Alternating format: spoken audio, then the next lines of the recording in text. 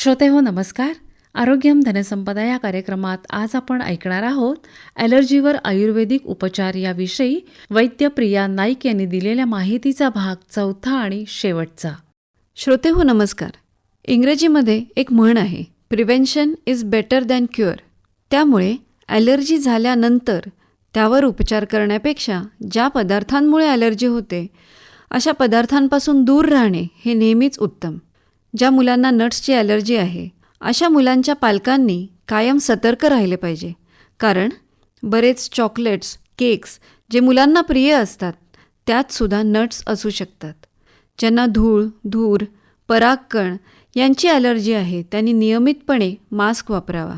तसंच घरातून बाहेर पडताना काही आयुर्वेदिक तेलाचे थेंब नाकामध्ये लावावेत. यामुळे धूळ किंवा धुराचे कण आत प्रवेश करू शकत नाही.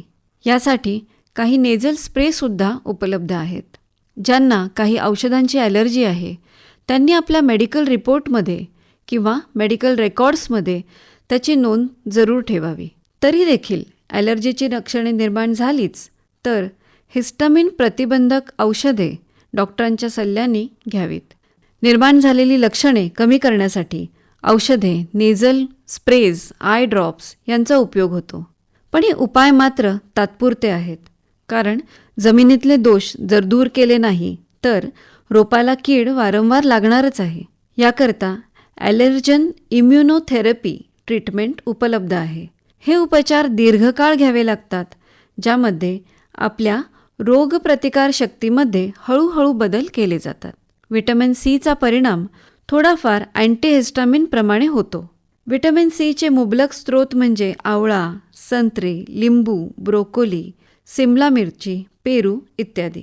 आयुर्वेदानुसार निरोगी रोपासाठी फक्त जमिनीतले दोष काढणंच पुरेसे नाही, तर जमीन सकससुद्धा करावी लागते. ॲलर्जीच्या लक्षणांसाठी तात्पुरती औषधे आयुर्वेदशास्त्रात सुद्धा आहेत.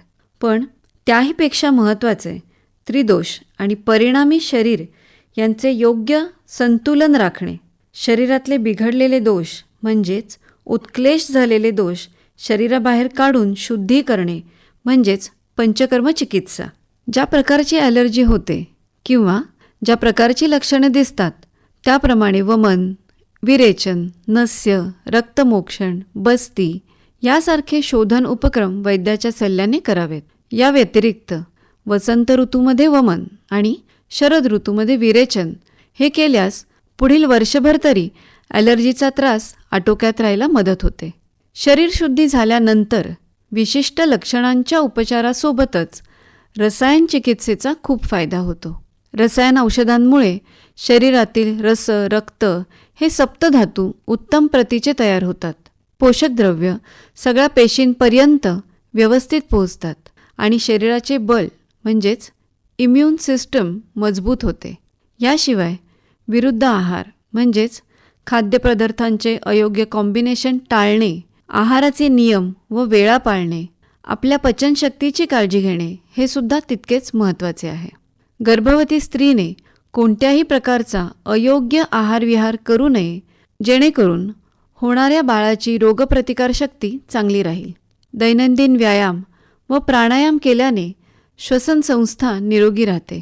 शरीरासोबत मनालासुद्धा तणावरहित ठेवण्यासाठी मेडिटेशन, योगाभ्यास नित्यनेमाने करावा. सारांशाने ॲलर्जी शरीरामधल्या चुकीच्या इम्यून प्रतिसादामुळे निर्माण होते आणि हे टाळण्यासाठी आपल्या शरीर आणि मनाचे बल हे सर्वोत्तम राखणे हीच खरी चिकित्सा. श्रोतेहो, आत्ताच आपण ॲलर्जीवर आयुर्वेदिक उपचार याविषयी वैद्य प्रिया नाईक यांनी दिलेल्या माहितीचा भाग 4 आणि शेवटचा ऐकलात. या कार्यक्रमासाठी निर्मिती सहाय्य केलं होतं सुचेता गरुडे यांनी आणि या कार्यक्रमाचे सादरकर्ते डॉक्टर प्रफुल्ल तांबे.